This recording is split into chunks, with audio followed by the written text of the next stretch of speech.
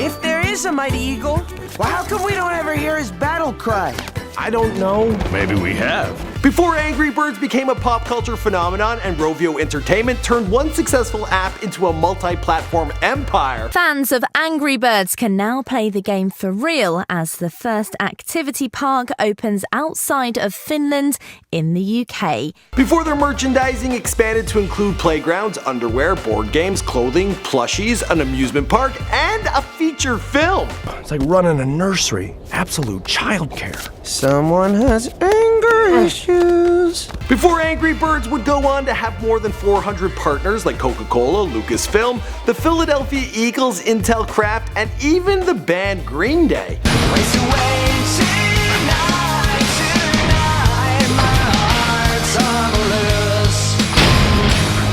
Before the original game and its spin-offs like Angry Birds Star Wars, Transformers, and Bad Piggies got downloaded more than 3 billion times, bringing the company's value to an estimated $2.25 billion. Niklas Hed loved creating games and started a company out of his dorm room in university. With the help of a business-savvy cousin and a €1 million investment, the two set up shop and started releasing games for big developers, but struggled to find success with their own games. After major cutbacks and layoffs, things were looking bleak for the Finnish Developers until Steve Jobs decided to change the world again. What's going on, guys? My name is Michael McCrudden, documenting the rise of the most successful paid app ever, Angry Birds, here for you on Before They're Famous.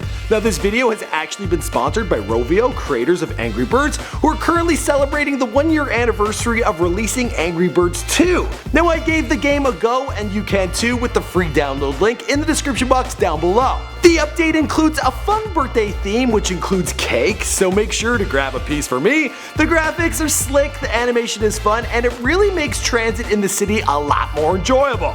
Although don't be playing this game while you're driving. I learned that the hard way, and then I just pulled over because I was like, I'm not in a rush to get anywhere, this game is too good. With all the extra levels and features, you'll find hours of glorious distracting entertainment, and personally, I just really love slinging those birds around. And I hate them pigs. Yeah, greedy guys. Always sitting on some really good stuff though. Oh, it's just such a good game, I swear. So give the game a go and let us know in the comments down below who you want us to document next. Also, let me know in the comments down below of all the birds, which one is your favorite to play with. For me, I think I like the yellow guy. He gets straight to the point.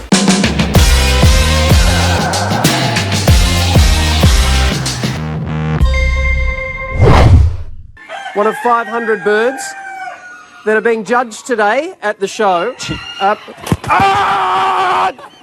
Angry Birds was introduced to the world in December of 2009, making the game a Sagittarius. Its Finnish founder, Niklas Hed, was attending the Helsinki University of Technology when he and two friends entered into a game development contest put on by HP and Nokia. Their entry won and was so good the head of the competition, who would later become their chief marketing officer, encouraged them to open their own company. They founded RelYud in 2004 and began working out of their game development studio. And by studio, I mean dorm room.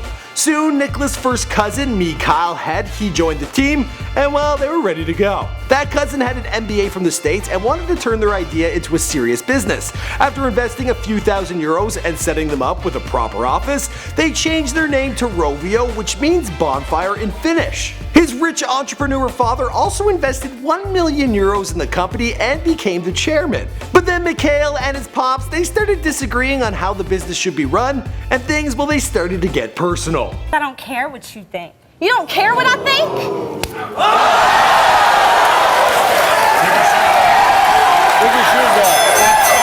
In mid-2005, Michael left the company, putting the mild-mannered Niklas in a tough spot. They managed to create 51 games for Electronic Arts, Nokia, and Real Networks, but none were successful. They kept trying to make their own horror and shooter games, but they had no muscle to promote or distribute them. After struggling for years, they finally downsized in 2008 from 50 employees to just 12. But don't worry, salvation was on its way.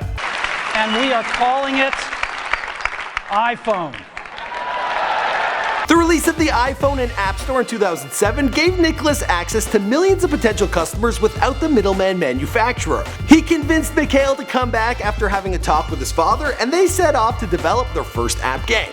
Their lead design pitched hundreds of ideas before showing them a picture of 5 round, angry, footless birds that would change absolutely everything. They loved it, and initially the game had each bird jump on corresponding colored blocks. Then their team added a slingshot to up the fun, while making use of the revolutionary touch screen. Soon everyone at the office was addicted, competing against each other's high scores. 6 months later, Niklas wasn't happy with the results and thought about abandoning it. Then the Christmas holidays came around and something clicked. His mom had never played games before but agreed to try out the finished version. She started playing while waiting for the turkey to finish and completely lost track of time. By the time she remembered there was a bird roasting in the oven, it was completely burnt.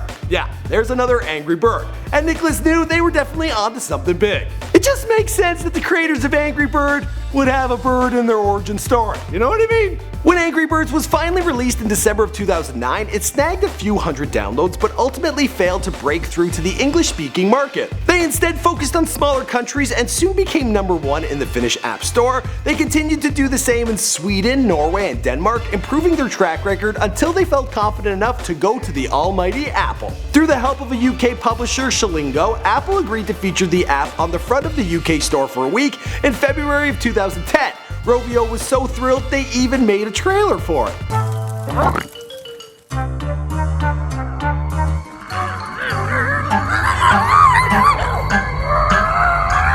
After that week, the app jumped from ranking in the 600s to #1 in the UK. And of course, anything that gets big in the UK is soon to follow in America, so 5 months later, it topped the US store as well. The game was downloaded 50 million times in its first year and topped the paid app charts for 275 days. At its height, users were playing the game for 200 million minutes every hour. That's 16 years. I don't really get how that's possible, but it's science. Or numbers. It's gotta be true. Now, no one expected this kind of success, especially not Niklas, who really was just a gamer at heart. He stepped down as COO, overwhelmed by the demand of the job, and instead is cruising happily with the title of founder. Who has been the person who's been pushing the company to be bigger than it is every single time?